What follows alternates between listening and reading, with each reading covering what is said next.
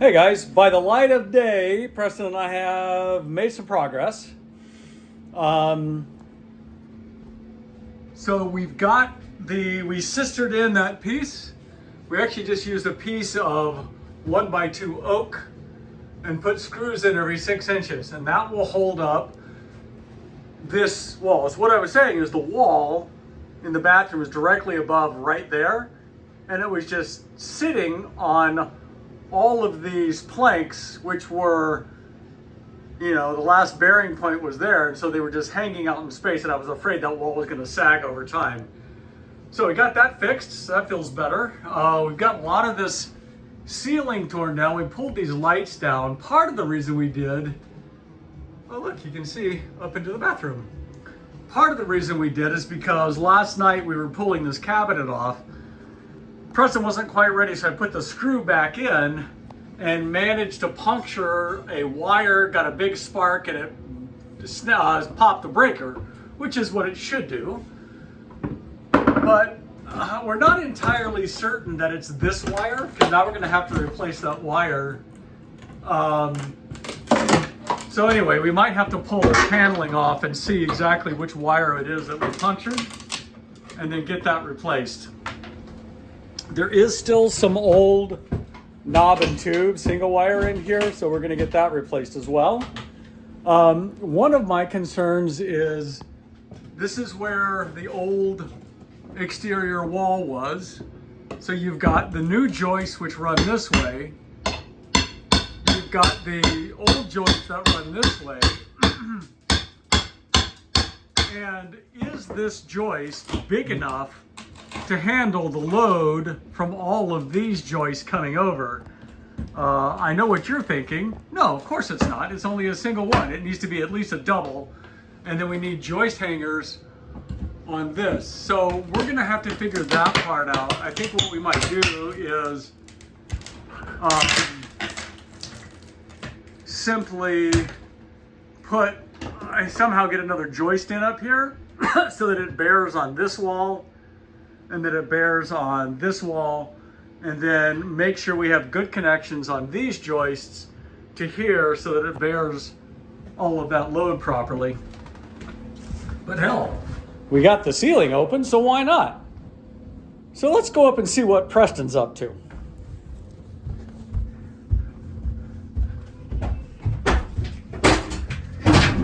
OG is not original gangster, that's open ground. A lot of these outlets have open ground, so we can't figure out why. So here's P-Dog, he's working hard. And so this is, like I said, this is where the problem was last night, where you can see, here is that piece of oak that I just showed you from down below. And now that, because it's sistered into this joist, will support this wall. And I feel much better about that. Now we can finish taking this flooring out. Once we get the rest of this flooring out, then we are going to we're going to cut this and this out and put a piece of plywood down so that we don't drop a bunch of crap onto the ceiling from below, or the ceiling below. And those nails are really good. Yeah. And then we'll tear the rest of this plaster off. One other thing that we're thinking about doing is, so this wall is, obviously floor level's about here, we're thinking of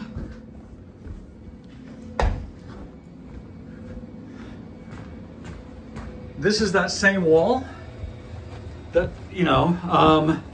on the way down to the basement, which is down that a ways. We're gonna tear just this wall out, which is should be pretty easy. And that way we have full access to all the plumbing running all the way to the basement, which will make our job a lot easier of not only running the plumbing, but also securing it in the wall so we don't end up with the pipes banging every time you turn the water on and off. So today, as I said, we're going to be finishing tearing that floor out. Gonna get the plumbing waste ABS out of the way. And then we're gonna get a piece of plywood up here, finish tearing that wall off. So that's, wish me luck. I'll show you the progress when we're done. Woohoo, floor out. So we're kind of both into something old, something new, something Preston, something Carew. I think that's how the run goes. So we're gonna keep the, just this little bit of maple right there and finish that off. It's just a little bit of the old that we can still keep this in reasonable shape.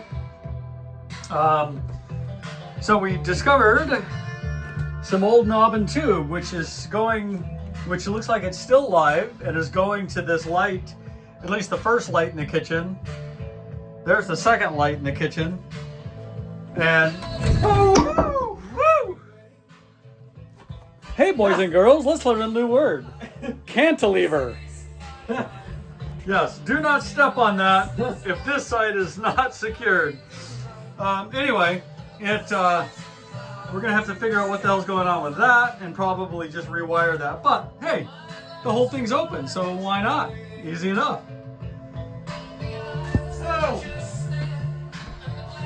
So more to come. Hey, good morning, guys. So this is the next day from yesterday. I guess it can always be the next day from yesterday.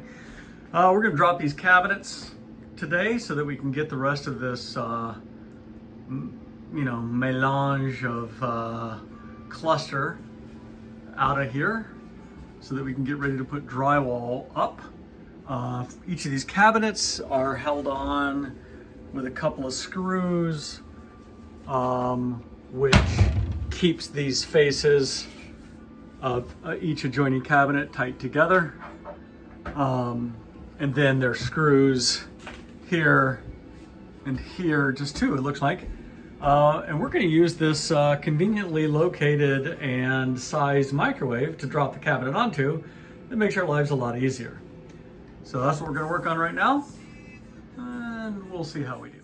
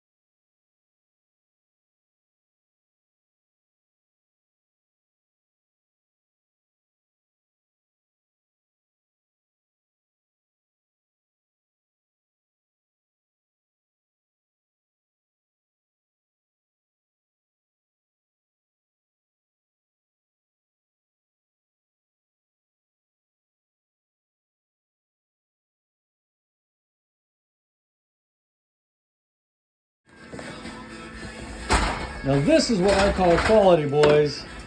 I mean, check out this quality trim. 100%, I don't know what that is. Foam, plastic, acrylic, something, but it's crap or whatever it is. As you can imagine, we're not gonna use that. So this is the stairwell coming up from the basement. And this wall essentially feeds up into, it's the same wall as up in the bathroom. So we figured if we remove the plaster from here, it would make it a lot easier to run the plumbing up from the basement with any drains, anything else that we might need going up. So the funny thing is we've got an outlet on the other side of this wall in the kitchen. That outlet right there. And what they've done is there was a lump in the plaster where you could clearly tell they repaired it.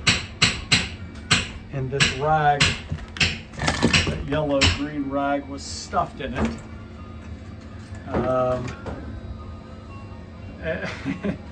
And you know, it was a really crappy plaster repair job. And then, you know, you can see the wire going down. And so as I tore the plaster off, I get to here, I almost tore that wire open. And I thought, what the hell did they do? And then I put my finger in, and I realized that there's a plate, a plate in mid wall. So rather than tear enough out to drill a hole through that plate to run their wire through, they just simply came on the outside of the lath and then put a super thin layer of plaster repair back over that. You talk about hoking. No wonder houses friggin' burned down. Okay, so today, I don't think I mentioned it. I said I referred to it as today, which doesn't really mean much. It's the Sunday before MLK Day. So we have finished for the day, and let me show you what we've done.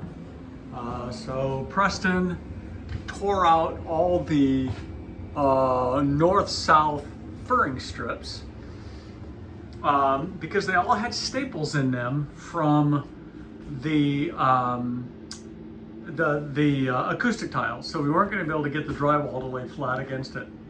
And what we have found is that these furring strips are level with the bottom of these joists on the addition, so that's great. We also, in order to do that, had to take those cabinets down, which we have done. So the wall, this wall that goes up here, is the same wall that's in the bathroom, on the north side of the bathroom, which is also this wall. So what we've done is, while Preston was pulling those furring strips off, I took all this plaster out, and then you can see at least one of the galvanized pipes right here. The other one is right in there. Those are the main feeds up to the bathroom. So we will not have any problem at all, I do not believe, getting all the way up into the bathroom, which also allows us to run electrical, and not only to fix electrical issues, but to actually to bring things up to code, namely getting the bathroom on one dedicated circuit, which it currently is not. No pun intended with currently. Oh, you know what, screw it, pun intended. So upstairs, what we've done is we sistered a couple of 2x4s there, just so that when we keep this little maple floor, we have somewhere to bear on the plywood. Now, the only problem that we discovered is that this cast iron stack sticks up above the level of these joists, so you can't just simply put a piece of plywood over. In fact, not only does it stick up, it sticks up by about 1 1/16 inches. So we need to fur these joists out by 1.25 inches just to make sure we have sufficient room. So we're going to work on that tomorrow. But so for today, we've just got this finished cleaning up. Got that sistered in. Yeah, we're ready to put the furring strips down, and the floor will be then ready for the plumbers to come and do their thing. And then once they do their thing, we can actually get the flooring in place, which would be great. And then we can start working on these walls. We obviously need to figure out this menagerie of electrical and exactly what that goes to. So that was our conclusion of the last 2 or 3 days of work, and more to follow. So that's our story, and we are sticking to it.